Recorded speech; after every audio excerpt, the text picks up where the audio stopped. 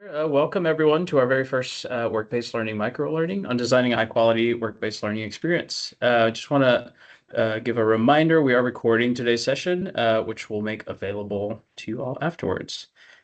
My name is Alejandro. I am a manager of workforce strategies here at Ascend, Indiana. I'm joined here by our director, Emily, and fellow manager, Nick. And some of you may be familiar with Ascend. If not, just want to speak a little bit about who we are and why we are here. And our mission as a 501c3 is to empower the state's modern workforce. And one of the ways that we're stepping into support the workforce is by focusing part of our efforts on the new high school work-based learning diploma requirements. And over the past year, we heard many concerns and needs from schools and our employer partners regarding the requirements. And so we're here to seek to address some of those concerns by providing some resources that hopefully create some clarity and through a format like today's microlearning. So as you may know, the DOE now requires a training plan and partnership agreement to be on file for every student, no matter the type of work-based learning experience. And so I'll review those requirements for the training plans as defined by the DOE before walking through the training plan template that we've designed in partnership with the DOE to help you all that are leading this work. So also want to make sure stick around to the end of today's call to hear about some other exciting resources soon to come from our team. But as we begin today, I want to pose this question to you all. Why are high quality work-based learning experiences important? I mean, it should pop up in the chat for you to, or right on your screen. Be able to submit on there.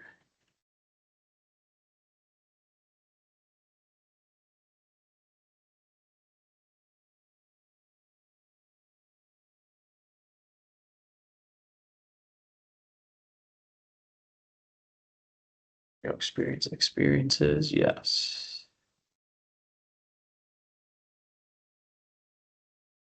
Career, True Bridge, confidence and skills, authentic connections, pathways after high school, real future workforce, yes. These are all great. I'm seeing, I know we have a lot of CTE partners from CTEs, as well as compliance with another one, compliance with grad requirements, and also it is the best place for students to learn important skills. Yes, these are all, I think, some really great things that I think are part of the intended outcomes for the DOE's new high school diploma requirements for work-based learning, that students get the confidence and skills for real experiences that are relevant, working with employers, and yeah, these are all great. I want us all to like keep that in mind as we work through today's session. So back in August, the DOE released their menu of experiences outlining the requirements for work-based learning across these 11 types of experiences. Something to note is that all 11 of these types, it doesn't matter which one, they all have to have the same requirements in order to be that high quality, meaningful experience for students, in order for them to be counted. And so the requirements the elements that are here on the screen are pulled directly from that menu, and it really defines high quality by the DOE. And so this is how work-based learning across the state should look. And central to these requirements is that employer involvement is required. So it has to be a current industry professional, someone that's retired or no longer like in that industry wouldn't count.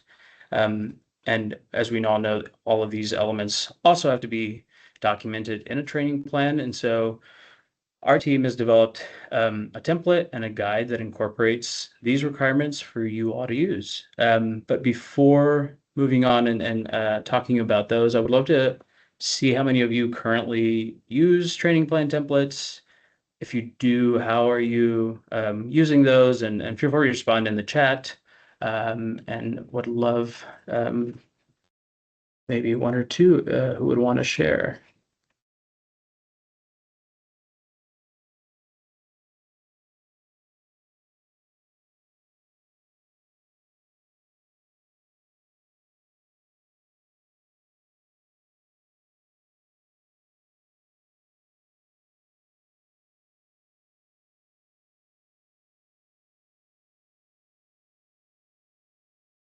ROI. We use them for our apprenticeship. That's great. Seeing them be used for some of the experiences, which apprenticeship is one of those 11. Great. Well, again, the reason of showing this slide is just want to um, reinforce that what we've developed incorporates these requirements. And so um, as you with support from the DOE, this template is free for anyone to use, and it is not required, but it is not required. So I know there might be some of you that have templates that you're using, which is great for certain types of experiences. But we do hope you don't have to replace those with this resource, this template, but we do hope that this template can still be a resource for you to take and compare with any existing templates to make sure that each part that you find in this template is included somewhere in yours. The second resource here on screen is our companion guide, and this provides us step-by-step guidance outlining how to complete the template with examples, links to various resources, and key considerations to help whoever that person that's kind of coordinating the or completing the training plan. And so a link has been dropped in the chat for you all to access those, and we'll make sure to also send that link after today's session. But as I said, these here are the new graduation requirements for all those 11 types of experiences, which what we did is we crosswalked those to the new requirements and made sure that the template captures each of those somewhere. So I'm not going to walk through each of these here, but you'll be able to access this deck through the video just to use this slide to make sure that if you have a template, you can see an example of that in our template. The final element of work-based learning that the DOE included is that again, that each experience has a documented training plan and partnership agreement. And within the menu, the DOE included this criteria, which has to be included in the partnership agreement and training plan somewhere. So again, if you already have a template you're using, this criteria here will help you is what you'll want to make sure that you are meeting for any training plans that you are currently any templates that you're currently using. So here in the first row, just making sure that your plans articulate the learning outcomes, how you're assessing a student's learning through detailed training plan, and that includes skills and competencies. And then the second criteria, really making sure that the work experience is aligned to the student's interests as well as industry demand. So as I'd mentioned earlier, each of the work-based learning types requires that employer engagement to be part of the experience, which is going to help make that experience meaningful. And then the last two parts being the terms and expectations for the student. Those should be clearly defined so that the student knows what they're actually going to be doing and how they're going to be learning in that experience. And similarly, for all of the other partners supporting the experience, those terms and expectations will also need to be detailed in your training plan and partnership agreement. As I mentioned, ours has been designed to include all of these, which the DOE has reviewed and ensured that those are in that template. So we'll jump into the resources here in a second. Wanted to open it up to anyone here if there are any questions about any of the work-based learning requirements I've just walked through or the criteria for the training plan um, here on screen.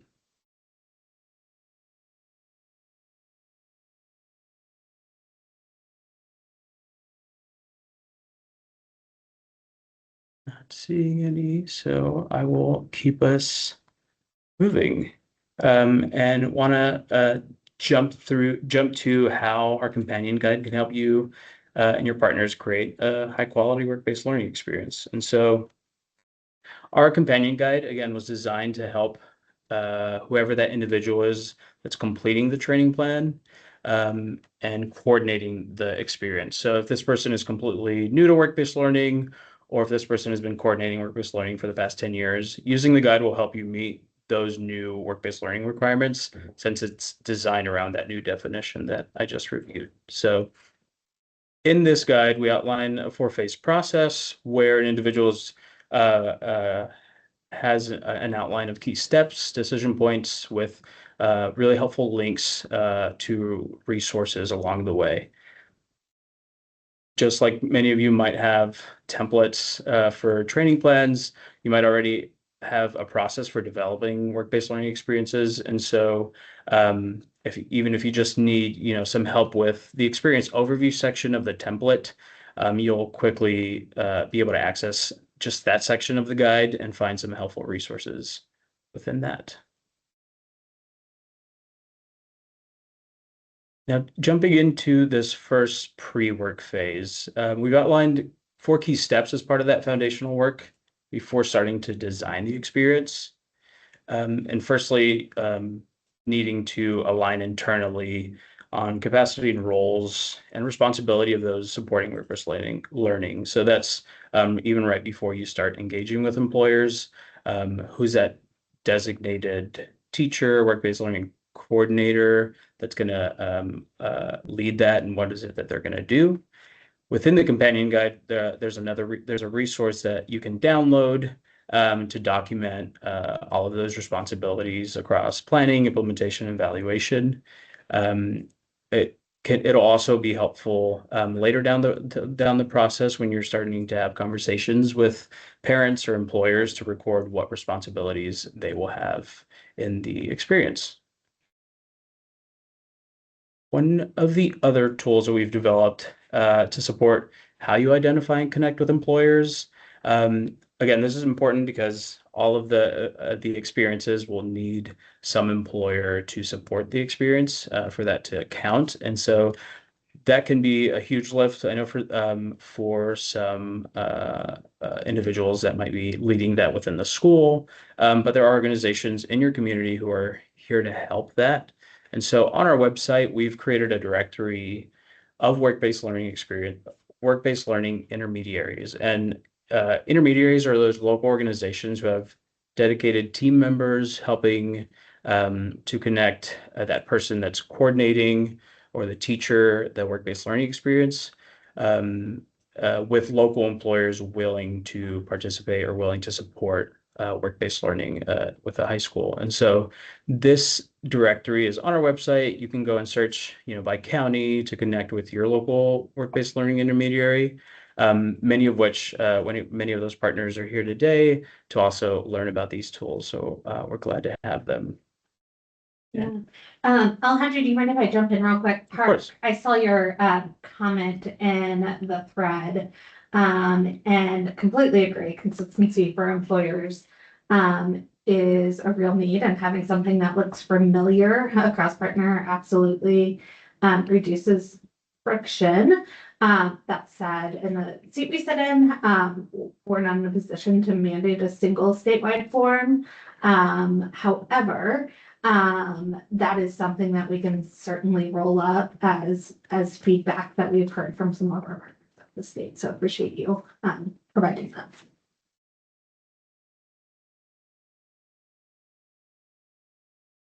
Great. The last part of that again, yeah, that directory is on our website, and the links in the chat now. But the last part of this foundational phase is where you'll want to assess which employers you're going to partner with and start solidifying that partnership. And so, two of the other resources included in the guide will be this employer opportunity assessment worksheet, where you can document and have certain questions to ask and gauge which employers are ready. And then the second resource, which is on the screen, that you can also download, is one that you can share with an employer to help them think through some of the details or of a potential experience. That way they can gauge what their role may look like and what it would entail. So now you've confirmed that employer partner, and students are now looking to you to connect them to an experience. And so at the core of this next phase is going to be the student's goals to ensure that it is meaningful. And so in the actual training plan that is here on the screen, we've included key questions to record the student's career interests and to confirm that they're ready for work-based learning. Right up here and on the first page, not shown. And then based on those students' goals and what your employer partners are willing to offer, you'll be able to identify which of the 11 types of experiences, which of the 11 to design. And so again, in the template down here, each of the types is hyperlinked as a one-pager. And those one-pagers, you'll be able to see quick hit references for each of those experiences that you can share with a parent or employer or even a student to make sure that they know what that experience might entail, including how it'll meet the new diploma requirements. So these aren't a template of the actual experience, but more of like what the definition is as defined by DOE. And then this final step, you can find more information on the guide, but once those details are confirmed, this is when you'll actually step into designing the actual plan and defining how the student will learn. And so here I will pass it over to my colleague Emily to walk us through the training plan and how you actually design that experience. Great. Thanks, Alejandro. Before I dive in, any questions that have come up so far, feel free to come off mute or drop those in the chat and we can continue to address them there.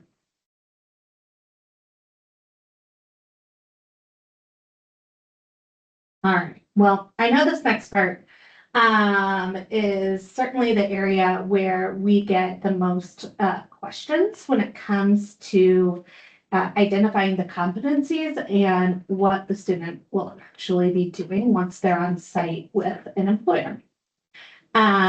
So today, we are going to focus on these three components of the training plan. All five are required elements. However, 1, 2, and 5 are a little bit more involved. So we'll talk through resources to complete each of these sections. But before we do, I want to address a few elephants that are likely in the room. Being a former teacher myself, I completely resonate with this takes capacity. This is a lot of work. I can do this process for one student, but how in the world am I going to do this for all of my students, especially knowing that demand for work-based learning will continue to increase as this becomes more integrated into graduation requirements. We'll talk about that a little bit more through our student example.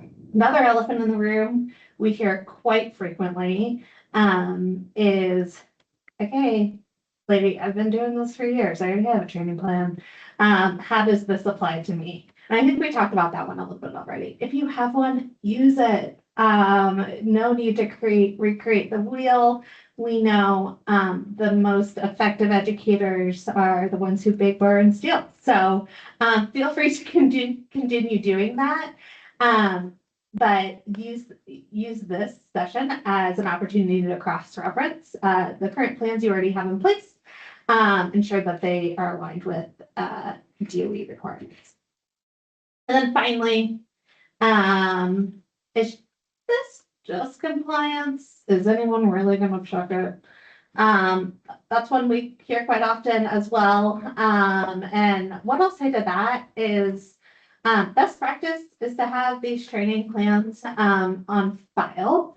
But really, the design of these plans is what makes the learning experience really meaningful for a student and ensures that employers have what they need to execute the experience well, and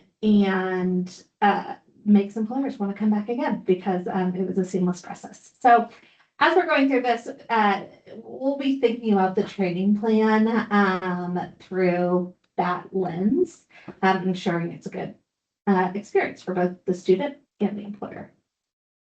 So I'll go ahead and dive in here. We have our student, Jamie. Jamie's an 11th grader who is participating in a 3-week micro internship over her summer break at her local Chamber of Commerce.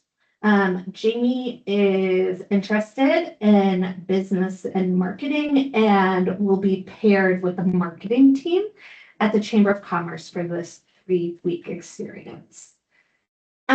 So my first task with Jamie is identifying what are the competencies, what are the things that I want Jamie to be able to know and learn by the end of this experience. So as I'm thinking about that, I'm thinking about what is one real thing she should be able to do independently. Well, I know my employer. I know the chamber has this HR conference coming up with, and an intern can be incredibly helpful to help support the development of some promotional materials to support this community. So as I'm looking through which competencies align with what we want Jamie to be able to do independently by the end of this experience, I'm gonna kind of have that in mind. So diving in, there's a whole slew of potential resources that you can pull from for competencies. Interested to hear from those on the call today. Where are some areas that you typically pull competencies from? I've listed some common ones here.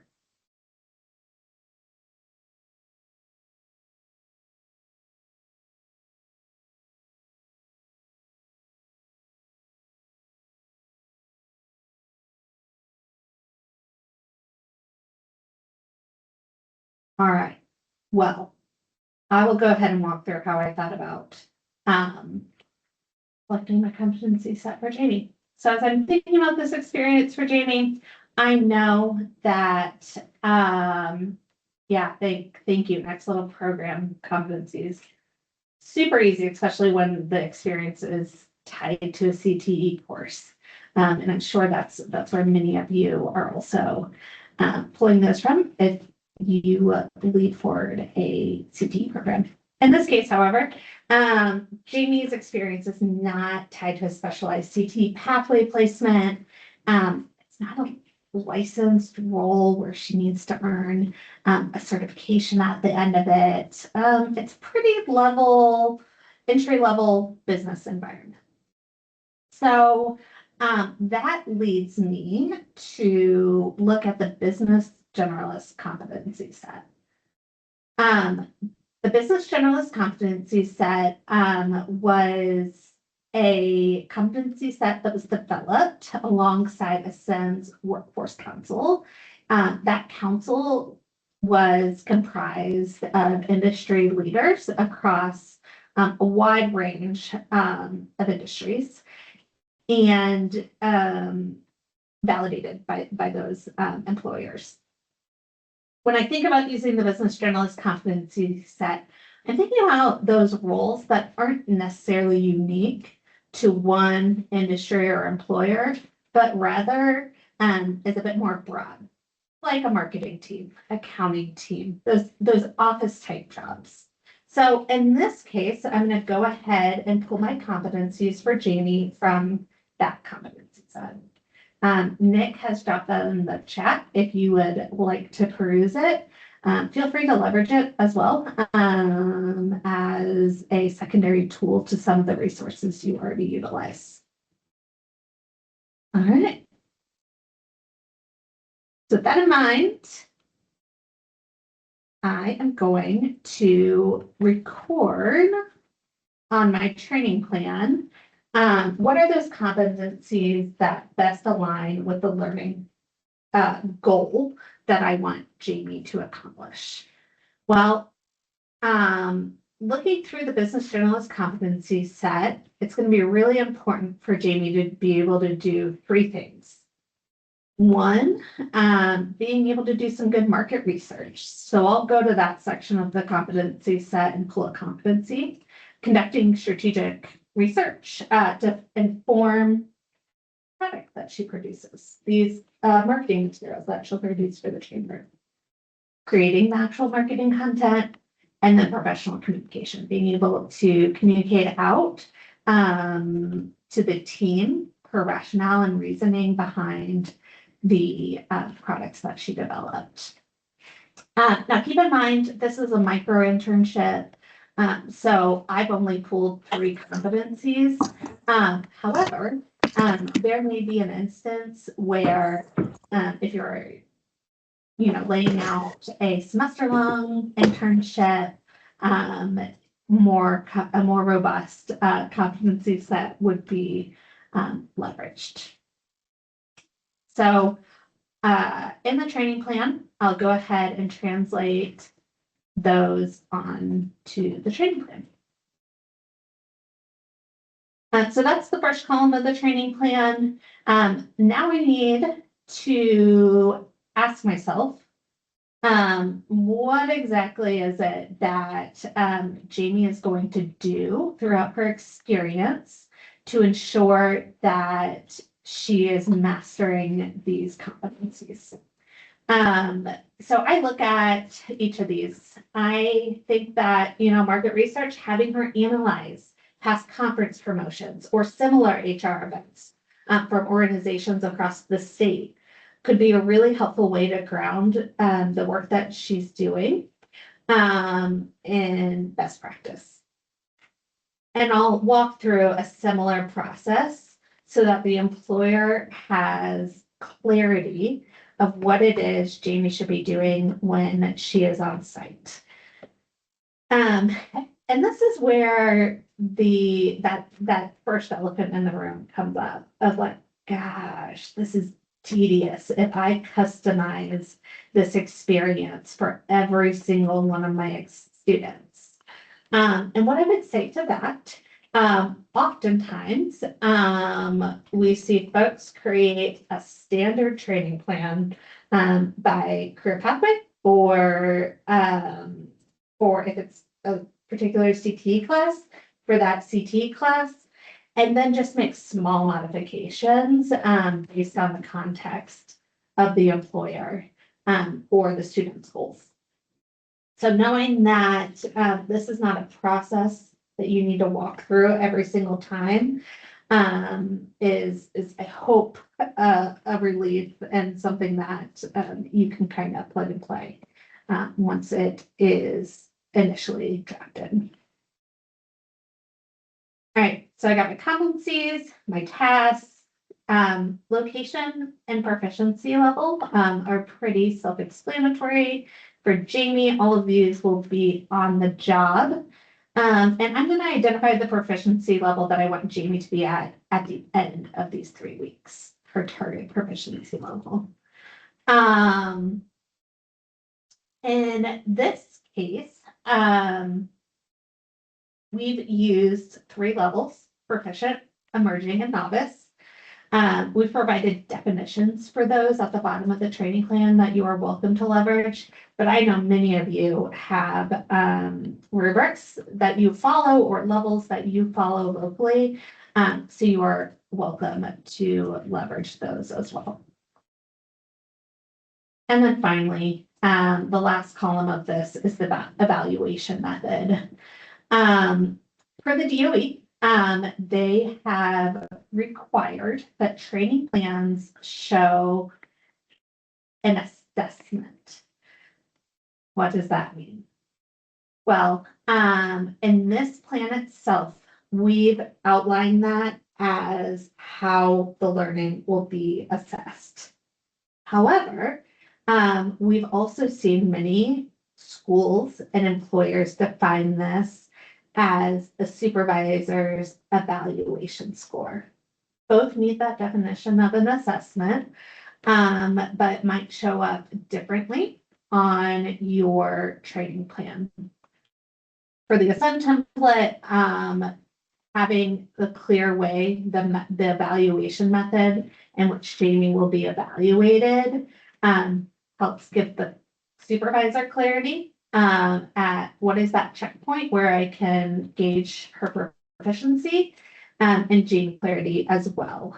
So she knows those checkpoints that she's working towards to reach that evaluation method. And in the companion guide, we've provided a slew of options for various methods. What I will say is there's no one right way to supervise, or evaluate competencies. But some common ones that we see are things like one-on-ones, a deliverable portfolio, maybe an assessment if it's related to a skill, a more technical skill. So feel free to have some just creative freedom with this. And then I'll show you on this next slide other ways that folks have defined this assessment method. Feel free to edit our template if this is a way that you enjoy that you prefer to assess students, where the student has an opportunity to assess their competencies, mastery, as well as the supervisor. That is, we've provided some extra columns so that if that is a method that you'd like to take, you're welcome to.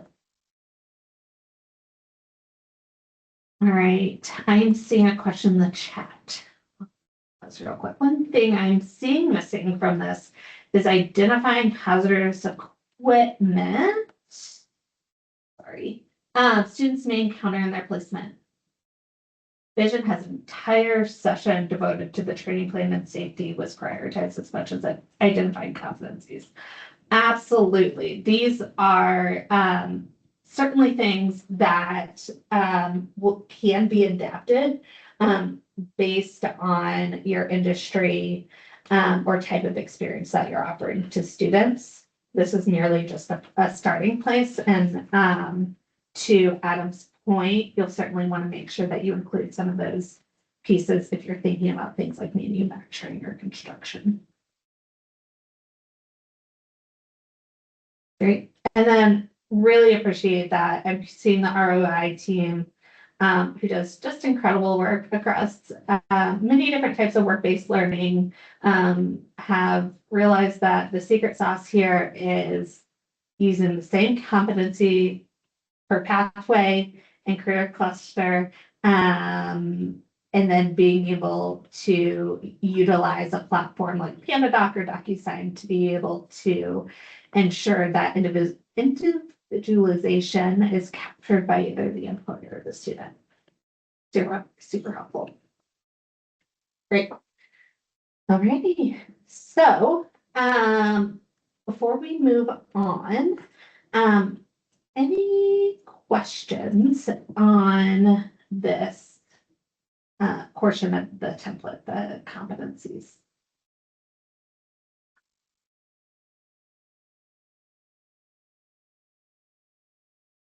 Yeah, Park, that's a really good point. I think the who of who completes this training plan varies a lot by region. Some intermediaries operate programs where they are the primary driver of these training plans, but many a times it's initiated by the work-based learning coordinator at the school. And they can leverage the intermediary as a thought partner. What are you seeing as industry trends that we should make sure we're including for this specific occupation? The ownership for this plan will look different based on your contexts. Absolutely. Great. All right.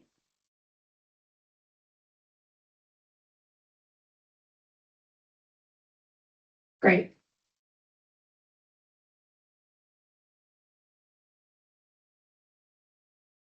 All right, thank you, Emily. So that would have concluded that second phase, just focus on the training plan. And then in the template, there's also the partnership agreement that's required. And so the last phase in the companion guide will walk through each part of that partnership agreement and what's required. Just here, you'll need to make sure to clarify or clearly define those roles and responsibilities, as well as commitments for each of the partners supporting the experience. So this includes any financial and in-kind resources or supports provided as part of that experience. And in the template itself, examples have been provided for each of the key partners supporting that you can copy and paste from, or just delete the ones that aren't relevant to that partner. It's also required to include signatures for every adult in that student's life who needs to know that they will be working with an adult outside of the school. And so, I mean, that could be school counselors or parents or guardians. And so if you have existing agreement plans, that might be something you want to make sure you include. And on our template, we've included additional lines at the bottom to be able to add any of those extra or necessary signatures that may be needed. And then the final crucial step is making sure that you have, those regular check-ins with the supervisor to help monitor the experience and help address any potential challenges early on. That'll just make sure that, that student is having that meaningful experience that you've spent many hours and time designing and ensuring that will be something that they actually learn during. So. Okay, well, that concludes the companion guide. I know we just walked through quite a bit, but I do want to see, based on what you've seen today, I'd love to hear if you'd be willing to share in the chat or even come off mute how you think you'll use the template or guide in your work. Alejandro, there's a really great question in the chat that I want to make sure that we address. Has anyone had trouble getting employers to fill leave out? Curious how others have approached the employer's role with completing the training plan.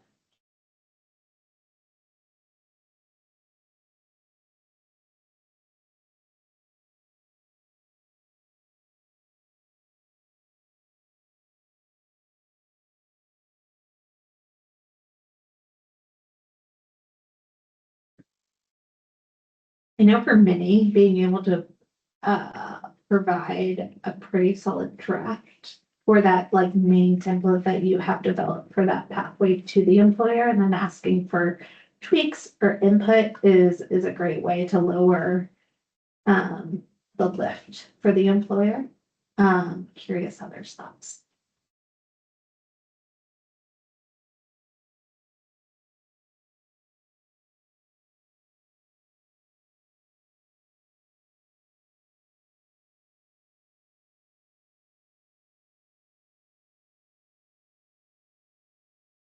All right, I think folks are trying to eat lunch. I think it's lunch hour. Let's go.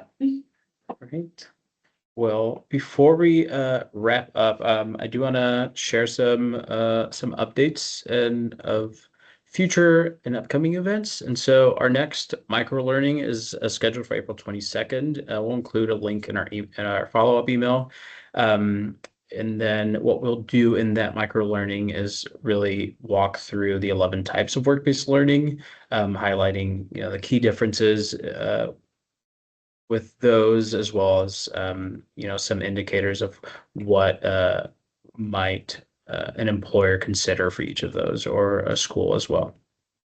And then we don't have topics for the other subsequent micro learnings. We want to hold those and be responsive to needs of the actual ecosystem and what is needed by those doing the work. And so in our email, we'll have a post survey where you can fill out there and share what you think, or any ideas you may have for those. We have some, but I want to make sure that what we put out is going to be relevant and helpful to you all. The other exciting update we have, a part of our team is working on supporting 3 types of work-based learning experiences, which we're calling student-led businesses. And so this includes school-based enterprise, workplace simulation, and student entrepreneurial experience. And those are part of the 3 of the 11. And so to help build more awareness of this type of work-based learning option, our colleagues are creating a white paper that's soon to be published that'll showcase types and examples of SLB across the state. And for those wanting to implement or design those kinds of experiences in their school, they are also creating a toolkit that'll be available coming this spring. That'll be available on our webpage. So that'll provide that help and guidance to build and launch one of those within a school itself. Right. Well, again, just want to thank you all for your time and your great questions, and hope to see you at our next micro learning. We will make sure to follow up and with an email, just with that survey and a link to RSVP to the next micro learning. But by attending this one, you'll automatically get an invite anyway. So thank you. And please feel free to forward to others in your network who might be interested. And knowing that the audience might change for each of these, it might be helpful for the next one to think through what employers in your region might benefit from hearing the different types of work-based learning, and thinking through what might be the right step in for them. But yes, as Alejandro said, we will be sure to share out these resources post-call, but don't hesitate to be in touch. We'll drop our emails in the chat if you need anything in the meantime. Take care.